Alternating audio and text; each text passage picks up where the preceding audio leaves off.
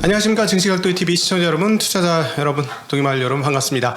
회를 거듭할수록 재미와 깊이가 더해지고 있는 우리 정인성 작가와 함께하는 반도체 이야기, 반도체 역사. 오늘 조금 더 본격적으로 우리 정 작가님이 좋아하시는 기술적 부분으로 넘어가서 이제 드디어 엔지니어링이 나오죠. 일반인들 입장에서 상당히 어려우실 수 있습니다만 우리 정 작가님이 원래 이게 재주가 뛰어나셔서 쉽게 설명해주는 분이시기 때문에 이렇게 들으시면 반도체 전반에 대한 이해, 반도체에 대한 이해라면 한국 산업에 대한 상당히 중요한 부분의 이해 동시에 되는 시간이 되지 않을까 싶습니다. 우리 정인성 작가님 모셨습니다. 어서 오십시오. 네, 안녕하세요. 네, 안녕하십니까. 네, 많은 분들이 너무 좋은 시간이었다, 그리고 많이 배운다 해서 아주 다행이죠. 예, 네. 반응을 잘 해주셔가지고 오시는데도 발걸음이 무겁진 않으셨겠어요. 저 원래 가벼우니까. 네. 우리가 지난 시간에 과연 제조 설계가 굉장히 어려워졌고 힘들어졌다. 네, 라는 그랬죠. 얘기까지 했었고, 결국 제조 설계가 어려워졌다는 건 그 공정 과정이라고 불리우는 파운드리도 굉장히 어려워졌다 하는 건데, 이게 거의 극한 수준까지, 그 현장 엔지니어들을 얘기 들어보니까 이제 파운드리가 거의 극한 상황까지 갔다. 예, 뭐 그렇죠. 이건 뭐 메모리도 그렇고 다 똑같은데 예. 이제 제조가 어려워지면서 일어나는 일들을 좀 이해하는 것이 최근에 일어나는 수많은 일들, 뭐 뉴스에서 삼성이 뭐가 안 되고 TSMC는 잘 된다 했다, 안 된다고 했다, 또 잘 된다고 했다 이렇잖아요. 그렇죠. 그거를 좀 이해하려면은 지금 일어나는 일들을 개략적으로 소개해 볼 필요가 있는 것 같아요. 네. 네. 이제 요번에 삼성 파운드리 이야기를 들어보면은 크게 두 개의 사건이 있었죠. 네. 하나는 퀄컴 쪽에서 수율이 부족하다. 그 스냅드래곤 젠 1이라고 읽나? 뭐 그거 수율이 부족하다는 이야기가 있고, 네. 또 하나는 삼성 엑시노스 그 2200이죠. 네. 이 물건도 좀 얘는 수율이 더 안 좋다. 그래서 네. 글로벌 런칭을 못했다 이런 얘기들이 있어요. 네. 이제 그런 거에 대해서 조금 이야기를 풀어보려고 해요. 물론 실제로 이런 이야기의 진짜 깊은 얘기들은 현장의 설계 엔지니어나 공정 엔지니어가 알 텐데. 그렇죠. 그게 정확한 거죠, 사실. 근데 이 사람들은 NDA가 되게 세게 걸려 있어요. 비밀주의. 예, 네. 제가 알기로는 이제 예를 들면 TSMC랑 일하는 설계 엔지니어는 삼성 파운드리랑은 일을 못하고 아마 그런 레벨일 거예요. 실제로 한국의 모 회사가 그 네. 밸류체인이라는 게 있었죠. TSMC의 밸류체인이 무슨 뭐 VCA죠. VCA로 VCA로 이렇게 있다가 삼성하고 거래를 트기 시작하자 VCA가 끊어졌어요. 예, 뭐 그거는 되게 좀 기계적인 프로세스에 가까울 거예요. 네. 왜냐하면 심지어 설계팀도 이제 설계를 한다는 거 쉽게 말하면 그 파운드리에서 가지고 오는 거예요. 우리 파운드리의 역량을 보여주겠다. 네. 그걸 가져오는 것이기 때문에 한 설계팀이 두 개를 다 보게 되면은 비밀이 왔다 갔다 하겠죠. 그러겠죠. 삼성은 뭐 하더라. 삼성이 어떤 식으로 공정을 가지고 어떤 걸 사용하더라, 제품을 뭐 공정에서 어떻게 하더라 하는 게 TSMC에 넘어갈 수도 있고 반대로 TSMC가 그렇죠, 네. 넘을 수도 있고. 그러니까 이런 거에 대해서 얘기할 때는 좀 뉴스 중심으로 보고 거기에서 이제 단어들 중에 좀 던지는 단어 있죠. 수율 이런 것들. 네. 이런 것들이 정확히 무슨 의미냐 이런 걸 좀 이해하는 게 좋다고 생각해요. 저는. 네. 뭐 어쨌거나 큰 이슈는 퀄컴 쪽 사나노랑 그 엑시노스에 쓴 사나노 문제가 있었다. 네. 근데 이 두 개는 사실 다른 공정이에요. 네. 이제 그냥 사나노라고 부르지만 제가 알기로 퀄컴에게는 이번 게 좀 서프라이즈였을 것 같아요. 제 생각엔. 왜냐하면 원래 지금 이제 제가 이해하는 바로는 퀄컴이 쓰려는 사나노는 원래 그 좀 삼성 EUV 7나노들 후손이라고 알고 있어요. 저는. 네. 그러니까 기존 7나노를 개선해서 5나노 만들고 그 5나노 안에서 또 뭔가 조금 개선한 그런 4나노로 알고 있고요. 예. 그리고 엑시노스가 사용한 4나노 그것보다 더 진보된 거. 아마 그런 걸로 알고 있어요. 네.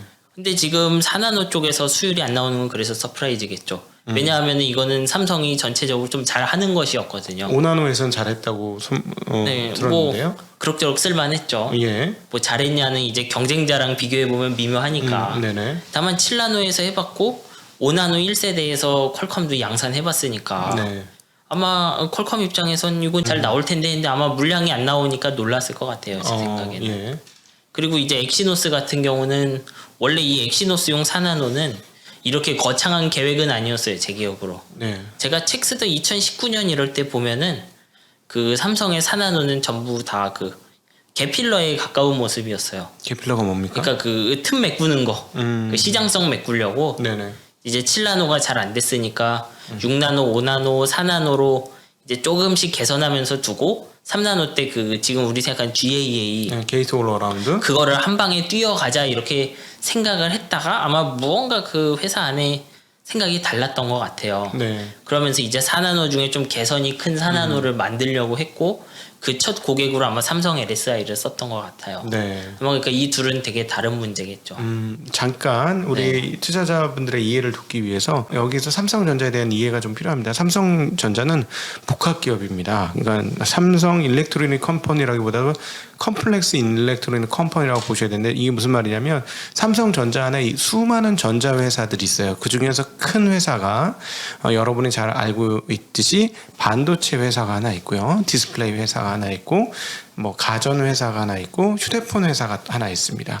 그런데 반도체 회사 안에도 또 보면 회사가 몇 개 있는데 그 중에 하나가 메모리 하는 회사고 또 하나의 회사는 시스템 반도체 하는 회사, 이걸 LSI라고 하고요. 또 파운드리 하는 회사가 있습니다. 사업부가 뭐 나눠진 것처럼 보셔도 될 것이고요. 어쨌든 회사가 하나 여러 개가 또 숨어 있다라는 거죠. 그래서 회사끼리 거래를 하는 건데 지금 말씀하신 건 엑시노스는 삼성 LSI에서 파운드리 쪽으로 발주를 준 것이고 그 발주를 파운드리가 만들어서 다시 LSI로 넘기는데 그 수율이 제대로 안 나왔다라는 말씀을 하신 겁니다. 네. 네. 네. 그러니까 이렇게 크게 두 문제를 겪고 있는 것 같아요. 네. 이제 그러면서 또 언론에선 3나노 그 GAA도 수율이 별로다 이런 식으로 얘기가 나온다고 하잖아요. 저 근데 요 얘기에서 첫째로는 그 좀 정확하게 알고 들어야 된다고 생각해요. 네. 예를 들면 퀄컴 칩이 지금 수율이 잘 안 나오는 거랑 지금 3나노에서 수율 안 나오는 건 무슨 칩을 했는지 모르기 때문에 정확하게 판단할 수는 없어요. 예. 예를 들면 퀄컴 4나노에서 수율이 잘 안 나오는 거 아마 고객이 되게 그 실망할 가능성이 높아요. 퀄컴 쪽에서. 예, 왜냐하면 이거 분명히 꽤 역사가 있는 공정이고 아마 본인들 입장에서 가지고 싶었던 칩의 개수가 있었을 거라고요. 계약할 때. 트랜지스터 개수? 아니, 저 칩 개수죠. 이제. 칩 개수 총 네. 내가 이거 주문 낼 테니까 몇 개 네. 해줘야 돼. 뭐 5천만 개 해줘야 돼. 그렇죠. 3천만 예. 개 해줘야 돼. 이렇게. 뭐 1년간 총 네. 몇 천만 개 이렇게 계약을 했을 거라고요. 퀄컴이. 그리고 아마 그 안에서 삼성의 그 엑시노스 쓰는 공정은 지금 초반 공정이니까 좀 익숙한 공정으로 하면 잘 주겠거니 해서 아마 성능을 좀 포기했겠죠. 네. 근데 아마 잘 안 나오니까 여기는 서프라이즈였을 거예요. 네. 반면에 엑시노스 쪽은 조금 저는 잘 안 나와도 이해는 하는 쪽이에요. 왜냐하면 난생 처음 보는 공정이니까 아마 프로세스도 안정화돼 있지 않을 것이고 네. 그러니까 LSI랑 주고받는 게 많아야 될 텐데 아마 커뮤니케이션 문제가 많이 있었겠죠 안에서. 예. 뭐 이 이야기는 좀 이따 하겠지만 근데 이 문제도 삼성전자가 좀 해결하고 가야 되는 문제긴 해요. 네. 계속 그 리드하는 파운드리라는 포지션 가지려면. 그렇죠. 네. 뭐 그런 거예요 보면. 근데 그 사실은 우리가 메모리 쪽에서 봤지만 삼성은 공정의 삼성 아닙니까? 시간이 지나면 수율을 남들보다 월등하게 높게 올려서 사실 경쟁자를 물리쳤고 그래서 치킨 게임에서 승리한 삼성전자인데 좀 의문은 물론 이제 단일 공정의 메모리 공정과 뭐 다양한 공정의 시스템 공정이 좀 다르긴 하겠으나 왜 시스템 쪽에서는 이렇게 좀 뻑이 많이 나나? 예. 뻑이. 그렇죠. 전문 용어를 쓰셨는데 지금. 죄송합니다. 그러니까 감히. 이제 이런 사업은 크게 이런 차이가 있어요. 메모리 같은 건 좀 공산품 사업에 가까워요. 네. 그러니까 제가 예를 들면 공정에서 하다가 사고가 났어요. 네. 그러면 안에서 공정 사고가 알려지거나 공정이 목표를 못 맞추면 설계를 내가 뒤집어 엎어서 팔아도 되고 그래요. 네. 그리고 최종 고객 입장에서 그냥 메모리를 끼면 전기 조금 덜 쓰는 메모리, 더 쓰는 메모리 이런 식이 되거든요. 네. 근데 파운드리는 어떠냐 하면 이건 실제로 우리가 대량 생산이라고 부르지만 메모리 같은 거에 비하면 소품종 소량 생산에 가까워요. 네. 파운드리는 항상 이렇게 약속을 하는 거예요. 너희가 우리에게 맡기면은 트랜지스터 한 개당 전력 몇 개, 요 트랜지스터는 전력 얼마 이렇게 쓴다. 그러면 너희가 이걸 가져가서 너희의 미래의 칩을 한번 시뮬레이션 해봐라. 요렇게 돌아가는 거예요. 네. 퀄컴이 그럼 삼성이 이제 이런 거 PDK라고 부르는데 PDK 받아가서 시뮬레이션을 쭉 돌려요. 네. 삼성 5나노로 만들면 뭐 요런 거 했을 때 전력 얼마 쓰고 그럼 이제 삼성한테 물어보죠. 마음에 들면 한 달에 몇 개씩 줄 수 있냐. 네. 그렇게 해서 컨트랙이 딱 맺어지는 구조인 거죠. 예. 근데 이게 뭐 생각만큼 잘 되겠어요 사실. 네. 왜냐하면 계약을 한 시점엔 공장은 없어요. 지금은 공장이 없어요. 계약한 시점에. 네. PDK라는 건 약속이긴 한데 공장이 완성되고 하는 약속은 아니에요. 네. 이제 물론 지금 하는 뭐 7나노, 8나노 이런 거는 뭐 약속한 성능 나오겠죠. 왜냐하면 이미 공장이 있고 고객이 한번 쓸고 갔으니까. 네. 네. 근데 지금 아무 고객도 없는 첨단 노드, 예를 들면 삼성 엑시노스 같은 거 지금 그런 거는 삼성이 던졌지만 이거 보장이 있나요?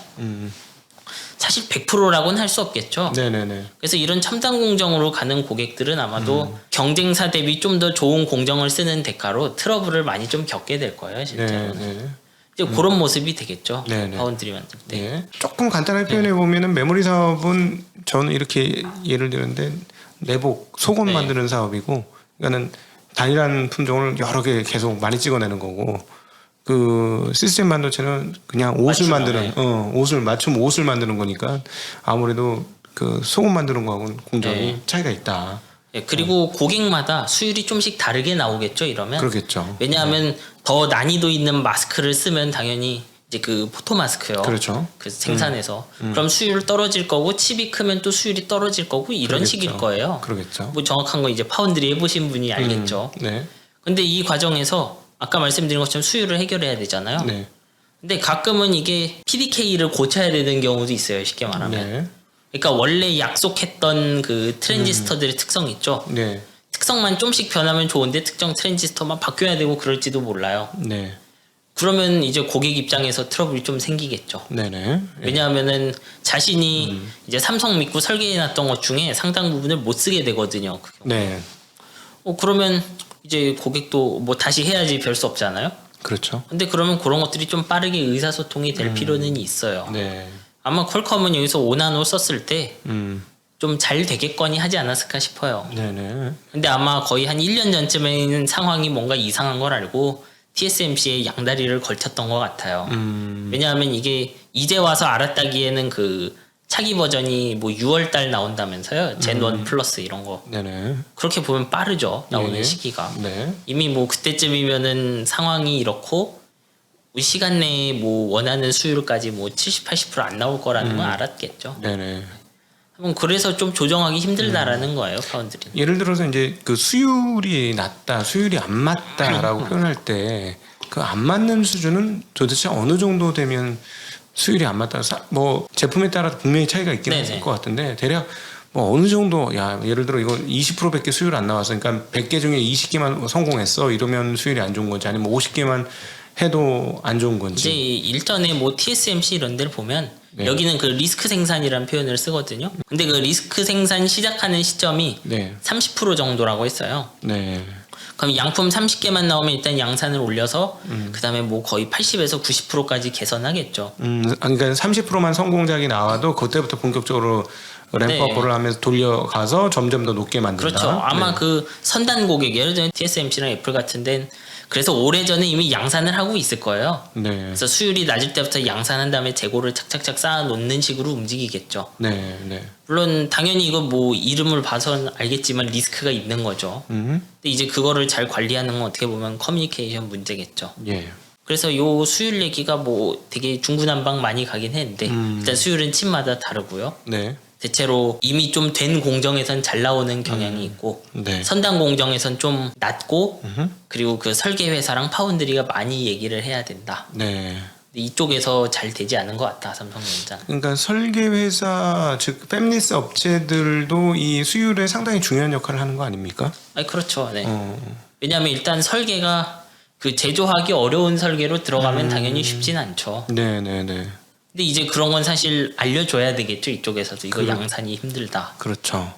이제 너무 다 못한다고 하는 것도 문제가 되겠지만 커뮤니케이션 하면 사실 팹리스도 알죠. 이게 첨단 기술이고 생각보다 쉽지 않은 걸 알 거라고요. 네, 네.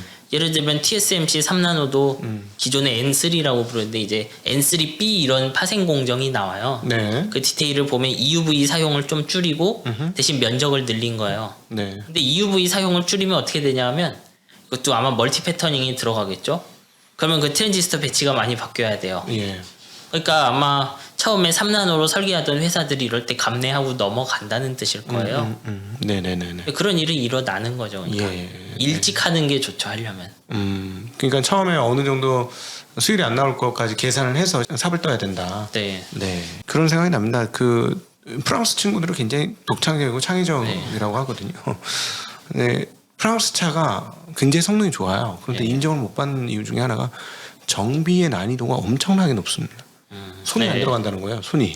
네. 그러니까 그 설계가 굉장히 그 다음 네. 사람들이 만들기 어렵게 만들었다는 건데, 그러니까 설계자들이 어떻게 해주느냐도 중요하고 그거하고 커뮤니케이션이 정말 중요하다. 네, 맞아요. 예, 파운드리 업체하고. 네. 뭐 이런 건 뭐 물론 딱 겉으로 네. 보이지도 않고 발표해서 들을 수도 없는 내용이긴 하죠. 네. 근데 이제 네. 저는 원래 하던 일이 회사 안에서 없던 툴을 만들어서 예. 회사 안에 직원들에게 쓰게 만드는 거였거든요. 네. 근데 난생 처음 보는 걸 쓰게 하려면은 네. 이게 항상 트러블인 거예요. 네. 그러니까 뭔가 문제가 생겼는데 누구 잘못인지 몰라요. 네네. 예를 들면 파운드리 잘못일 수도 있고 햄리스가 잘못 썼을지도 몰라요. 네네. 근데 그 과정에서 문제를 같이 찾고 해결하고 그런 건데 이 커뮤니케이션이 그렇게 신속하지 않은 것이 아닐까 저는 그렇게 생각해요. 삼성 쪽에 지금 네. 삼성 파운드리는. 네. 그렇죠. 그럼 왜 늦을까요? 안 해봐서 늦는 걸까요? 아니면 뭐 삼성 파운드리 업력 자체는 존재하죠. 네. 삼성 파운드리도 오랜 업력을 가지고 있고 그렇죠. 이제 과거에도 아마 이런 문제는 있었을 거예요. 다만 지금처럼 설계를 바꾸는 게 엄청 어렵지 않았을 뿐인 거죠. 과거에는 좀 공정 자체가 쉬웠기 때문에 페미니스트 업체하고의 뭐 호흡도 그렇게 중요하지 않았을 수도 있고, 이 정도는 뭐 그렇죠. 금방 만들어 드릴게요 이랬는데 갑자기 너무너무 복잡하고 네. 어려워지니까 사실은 그러니까 그런 예전에 측면에서 칩 하나 설계하는 비용이 이제 스냅드래곤 같은 AP도 뭐 400억, 500억 하던 시절이 있어요. 네. 지금은 이제 1000억대가 넘죠. 2, 3천억 가까이 되고 왜 그렇게 늘어나느냐. 네, 그 네. 기간이 늘기 때문에 그런 거죠. 네. 트랜지스터 수도 늘고. 근데 제가 트랜지스터 1000만 개 정도 설계한 걸 TSMC 삼성 옮기는 거랑 한 2억 개짜리 설계한 걸 옮기는 건 완전히 다른 문제거든요. 네네. 그러니까 점점 더 파운드리가 잘 해줘야 되는데 이런 데서 퀘스천이 나오면 이제 점점 보수적인 선택을 하는 거죠. 네. 그래도 날짜 맞춰 나오는 곳 뭐 이런 거. 네. 왜냐하면 가격을 한 10% 15% 싸게 줘도 예전 지금처럼 볼륨이 한 반토막이 나버렸다. 네. 그럼 내 매출 반토막인데 15% 아끼는 게 무슨 의미가 있겠어요. 그냥 시장 점유율을 뺏기잖아요. 그러면. 그렇죠. 네. 네. 여러분 지금 반도체 제국의 미래의 작가 정인성 작가와 함께하는 반도체의 역사, 반도체 이야기를 즉시각도 TV에서 함께 나누고 계십니다.